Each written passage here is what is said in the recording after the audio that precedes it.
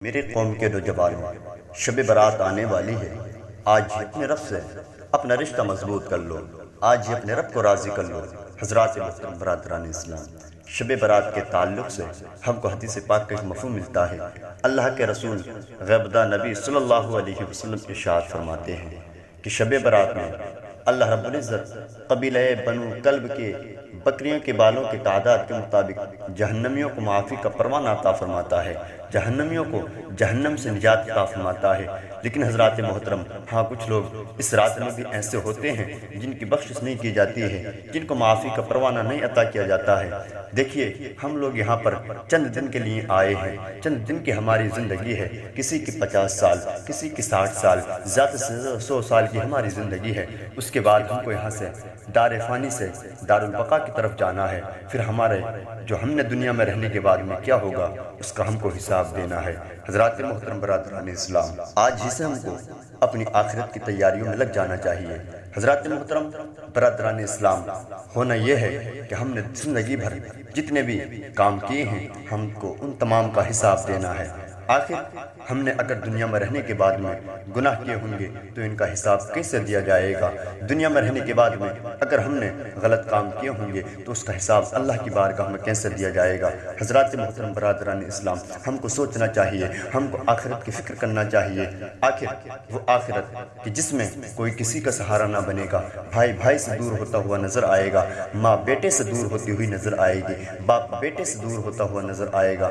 حضرات، ایسے عالم میں کیسا وقت ہوگا کہ تمام لوگ ایک دوسرے سے کترا رہے ہوں گے، تمام لوگ ایک دوسرے سے بچ رہے ہوں گے۔ ایسی مصیبت کے عالم میں ہم کس طریقے سے اللہ کی بارگاہ میں جواب دیں گے؟ اگر ہاں ہمارے ساتھ یہاں سے کوئی چیز جائے گی تو وہ ہمارے اعمال ہمارے ساتھ جائیں گے۔ اگر ہم نے دنیا میں رہنے کے بعد میں اچھائیاں کی ہوں گی تو وہ ہمارے ساتھ جائیں گے۔ اگر ہم نے دنیا میں رہنے کے بعد میں اللہ کو راضی کیا ہوگا، عبادت و ریاضت کی ہوگی، اللہ کی بارگاہ میں سجدے کیے ہوں گے تو وہ سجدے ہمارے ساتھ جائیں گے۔ قبر میں ہم کو تنہا رہنا ہے۔ حضرات محترم، اللہ کے رسول صلی اللہ علیہ وسلم سے کسی نے پوچھا، یا رسول اللہ، سب سے بڑا عقل مند انسان کون ہے؟ تو اللہ کے نبی نے فرمایا، جو دنیا میں رہے اور تیاری آخرت کی کر لے، وہ سمجھ لینا کہ دنیا میں سب سے بڑا عقل مند انسان ہے۔ اسی لیے کسی شاعر نے کہا ہے کہ ٹھکانہ قبر ہے عبادت کست کر غالب، ٹھکانہ قبر ہے عبادت کست کر غالب، سنا ہے خالی ہاتھ کسی کے گھر جایا نہیں کرتے۔ حضرات، بہرحال میں بتانا ہی چاہ رہا تھا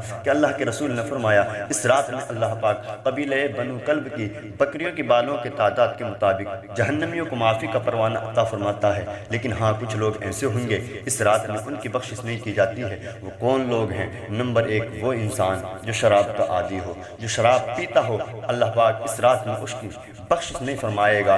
دوسرا انسان وہ ہے جو ماں باپ کا نافرمان ہو، ماں باپ کی نافرمانی کیا کرتا ہو۔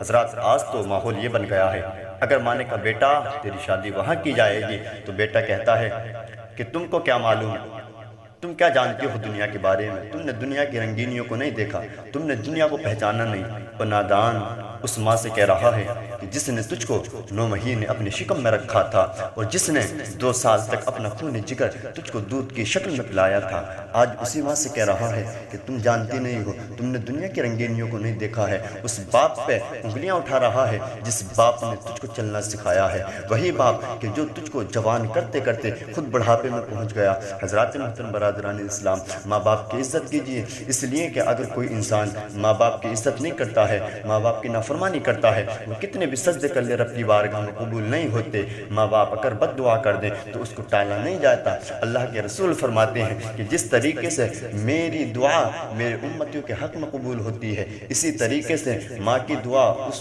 اولاد کے حق میں قبول کی جاتی ہے۔ تیسرا انسان وہ ہے جو قطع تعلق کرتا ہو، حسد رکھتا ہو، کینہ کرتا ہو اور زنا کا عادی ہو، اس رات اس کی بھی بخشش نہیں کی جاتی ہے۔ قوم کے نوجوانوں، میں آپ سے کہتا ہوں کہ آج ہی آئیے، تمام لوگ اللہ کی بارگاہ میں اپنے ہاتھوں کو پھیلا کر کے دعا کیجئے، پروردگار عالم آج تک ہم سے جتنے گناہ ہوئے ہیں مولا تو غفور الرحیم ہے، مولا تو رؤوف الرحیم ہے، مولا ہم پہ رحم فرما، مولا ہمارے گناہوں کو معاف فرما دے۔ خدا کی قسم جب تم اپنے رب کی بارگاہ میں رو کر کے یہ عریضہ پیش کرو گے تو پروردگار عالم بڑا غفور الرحیم ہے، تم کو معافی کا پروانہ عطا فرما دے گا۔ اور خدا کی قسم جب تم اللہ کی بارگاہ میں رو کر کے گڑ گڑا کر کے معافی کا پروانہ حاصل کر لو گے تو قیامت کے دن اللہ کی بارگاہ میں یہ جواب پیش کر دو گے، مولا ہم نے تیری بارگاہ میں معافی کا پروانہ مانگا تھا، مولا ہم کو تو نے بخش دیا ہے، مولا ہم نے نمازوں کی پابندی کی ہے، مولا ہم نے روزوں کو بھی رکھا ہے، مولا ہم کو جہنم سے نجات عطا فرما کر جنت کا پروانہ عطا فرما۔